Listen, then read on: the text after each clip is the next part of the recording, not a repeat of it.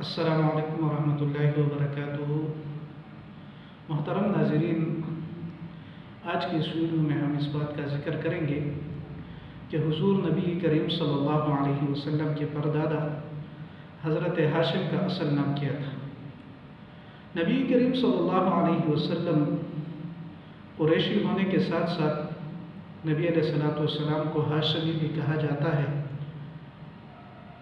اور جس کا ذکر علامہ اقبال نے اپنے شعر میں بھی کیا ہے کہ اپنی ملت پر قیاس اقوام مغرب سے نہ کر، خاص ہے ترکیب میں قوم رسول ہاشمی۔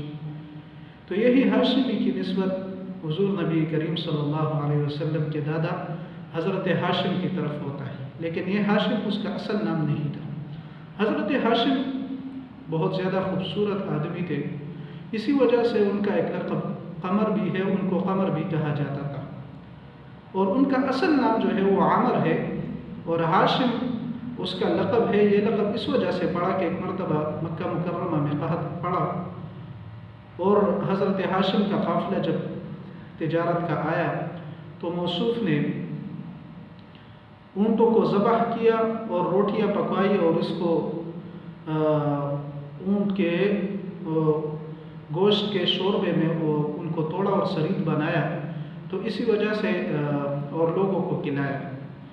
تو ہاشم کا اصل معنی توڑنے کے ہے، تو انہوں نے روٹیاں توڑی اور لوگوں کے لیے سرید بنایا، تو اس وجہ سے اس کو ہاشم کہا جانے لگا، اور یہ لقب اتنا مشہور ہو گیا کہ اصل نام بالکل نیچے ہی دب گیا۔ اکثریت مسلمانوں کے آج حضرت ہاشم کا اصل نام نہیں جانتی، جو کہ عامر ہے۔